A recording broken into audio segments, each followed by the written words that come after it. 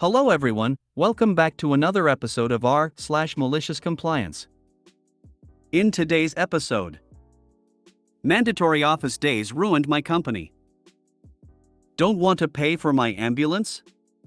How about a helicopter instead? If you want a latte, order a latte. Before we get started, make sure to subscribe so you will never miss a video. So let's get started. Mandatory office days ruined my company. Just like most companies, my company was forced to go completely remote as the byproduct of the pandemic. It was an easy transition as we already worked predominantly online anyways, just in an office setting. We run meetings and collaborate with stakeholders countrywide. Needless to say, we thrived during the past 3 years, with productivity at an all-time high and turnover rate at an all-time low. Colleagues were encouraged to take frequent breaks and not to worry about school runs or medical appointments as long as it doesn't block work or results in projects not being finished.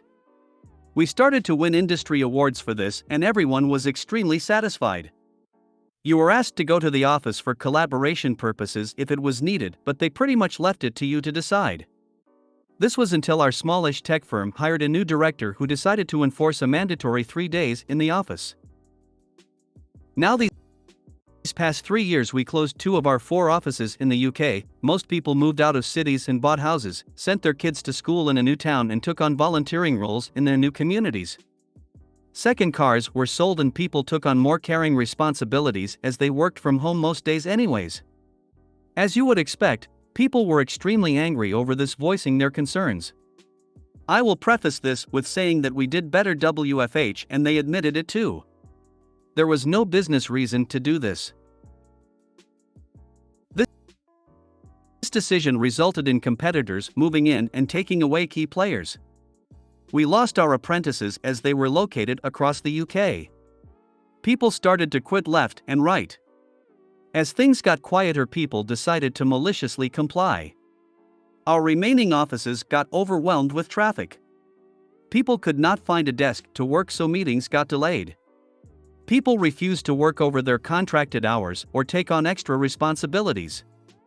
Our productivity plummeted and we had to resort to hiring expensive consultants to help. Internal satisfaction surveys were so bad that they refused to publish the results. This happened in January. I just handed in my notice after 27 years and will be joining our competitor in 2 weeks. I thought I will retire from here. Needless to say, an emergency meeting was called between the senior leadership and they tried to fix things, but the damage is so bad that they had to hire an external company to save them from bankruptcy. Wow, you've been a loyal employee for 27 years and your company just decides to screw with you.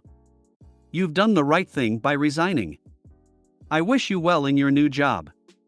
Your new employer will be lucky you have you. Thank you, I'm devastated but had to realize it's time to move on. You don't understand, they had a new director.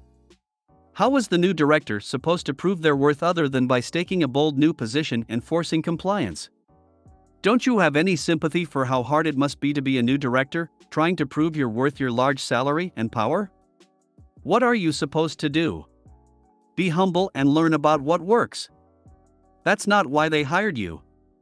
Gotta shake things up and show them how smart and in control you are. I worked for a business that said they would continue WFH after reluctantly acknowledging productivity improved and the staff were more engaged. The same as your team, people moved, commitments about care were made, and then out of the blue came, you will work in the office for 4 days and need permission from your senior manager to work the single day from home, which can be refused. If you need to work 2 days from home, you need director level permission. I joined the exodus of people that left. My company believes strongly that we work better when we're in the office. This despite all the evidence to the contrary, and we are a company that deals with collecting and analyzing data. As a consultant, I see this story repeated so frequently at companies I work with and with predictable results. And it's never for a sound business reason, but because of a C-level's ego, or someone couldn't get out of an expensive lease for their office building, or because we're a family. So glad my job allows me to be one step removed from that petty insanity. Departing email to all staff, and in summary, all of these blitheringly stupid and completely foreseeable results were the fault of one person, the new Director X, who has in their incompetence completely and utterly destroyed the company. Well, them and the person who decided that hiring them and letting them morb all over the place was in any way a good idea. You know who you are. We called them seagull managers, flyin', squawk a lot, shit all over everything, and strut around proudly. I've heard companies doing this on purpose to have employees quit, that way they don't have to do layoffs and pay out retirement packages/unemployment benefits. It obviously backfires though because they lose the valuable employees. You don't get to pick who quits unlike in layoffs. Making people return to the office 3 days a week, after we've all made major life decisions around remote work, is not about collaboration and teamwork. It is about power and control. To old school managers, seat time in the office trumps actual productivity. It is stupid. There's a particular style of manager that's just walk around and remind people to do what they're already doing, and I'm convinced they all know they're useless, and are just trying really hard to keep the charade going. This is why the phrase new manager instantly ratchets my anxiety up several levels. I know from experience there's about a 15% chance of them being a competent, useful individual, and an 85% chance of them being a malignant, power-tripping idiot who destroys everything effective we've done in order to shake things up and show them who's boss. It's like picking up the pieces after a natural disaster, except the disaster is standing to one side shaking hands with another, older disaster who's promoting them to a higher disaster level while wondering why we destroyed our own hovels. Don't want to pay for my ambulance? How about a helicopter instead? I had an anaphylactic reaction a few months ago and recently received a large bill for being taken to the hospital in an ambulance. Apparently, the ambulance company, while owned by the in-network hospital, was out of network, so the bill was on me.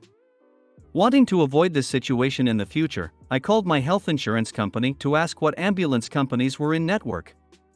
That's when I learned that absolutely no ambulances for a 150-mile radius are in network, except for 3 helicopter ambulance companies. So I live in a fairly rural area, where many folks are hours away from the nearest hospital, and farm accidents are common, so it makes sense that we have helicopter ambulances. But I live in town, and a ground ambulance is by far the cheapest and easiest thing for everyone. But it's not in network. The insurance representative said that the reason the ambulance wasn't covered was to encourage members to use in-network services. So I said, the in-network option is a helicopter, and I live 3 miles by road from the hospital. Are you sure you want me to use the in-network option? There was a long pause, and she said she had to check with her supervisor. A week later, I got a letter from my insurance company saying that my bill was paid in full. Looks like they did not want that in-network option after all. I used to work for Cigna Health Insurance and Claims. If you ever have an emergency service denied for out-of-network, appeal. Any service rendered in accordance to what any layperson would constitute as an emergency should have this service upgraded to be in network coverage even if the provider is out of network. Fun fact, Cigna got made the news recently because it turned out they were letting an AI decide whether or to deny a claim. By amazing coincidence, the AI denied way more claims than it really should have. This was supposed to be balanced by every claim being double-checked by a human provider, but because of the culture they were incentivized to just rubber stamp whatever the AI said. Since only something like 2 to 5% of people ever appeal a claim, Cigna saved a bunch of money. Everyone who's on Cigna, appeal every claim that gets denied. Be annoying. America, I'm assuming, needs to do better with this kind of crap. An ambulance should be in network no matter what. It's needed for the emergency. I live in America where sociopaths run our healthcare because they know you will pay anything, go bankrupt even, to save your family members' lives. An ambulance should be part of the municipal emergency services, and not a for-profit venture period. Health insurance companies are for profit and don't actually provide any service that improves health. They are leeches that have convinced us that we need their services. If ever healthy individual not reliant on healthcare in the next 6 months just cancelled their plans, we would have socialized healthcare pretty immediately.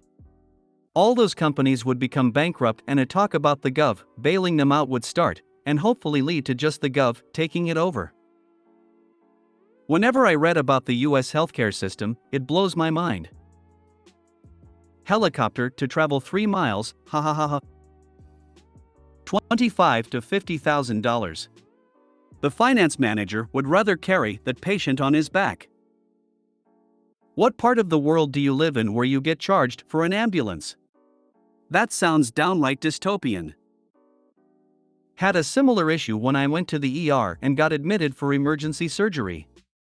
Apparently, the anesthesiologist was out of network, so they weren't covered. Checked to see which one was covered, and there are 0 in network.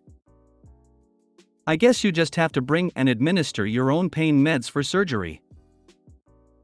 If this was after January 1, 2022, it's now illegal for them to bill you out of network rates with emergency services. If you want a latte, order a latte. I work at Starbucks, and we have this lady who comes in every single day and orders 2 shaken espressos not shaken. Shaken espressos are literally ice shaken with espresso, and the entire drink is ice and espresso with a bit of milk on top. When you shake it, the espresso foams up and takes up a lot more space. Now what she wants is for me to put the shots on the bottom and then dump all the milk in and add some ice to the top, which is a latte. So instead, I'll put the shots in, pack that thing so full of ice that she couldn't fit a straw in if she tried, and dump the right amount of milk on top. She always glares at me when I hand her her drink, but at this point I couldn't care less. There's a latte to unpack in this story. Mostly just ice. Can I have a mocha without the coffee, please? Sure thing. Charges you for a mocha, makes a hot chocolate. I am the opposite.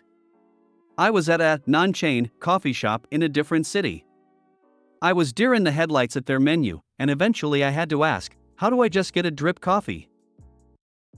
Blessed be the siren. I would fill the shaker with ice, add the syrup and espresso like the normal build. Then dump that into the cup and add milk. I don't care enough to argue that one. Some customers want to be educated, some don't. At least this way you're still making the exact drink without shaking it. Should she order a latte? Yes. But I don't have it in me after all the blended drinks I made in the last 24 hours.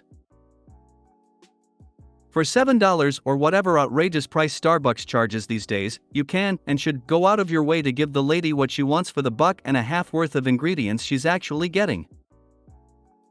Sounds like a non-shaken drink to me. Just curious, that would be an iced latte here in Australia. What would you call a hot version of that? The shaken espresso comes with 3 shots of espresso, whereas a latte comes with 2, that's why I order it. But do you order it not shaken? Sometimes she even tries extra light ice, extra milk. I used to order tall cortados, please don't hate me, I was just ignorant. If you made it to the end of the video, thanks for watching. Don't forget to like, subscribe and share, and we will see you in the next video.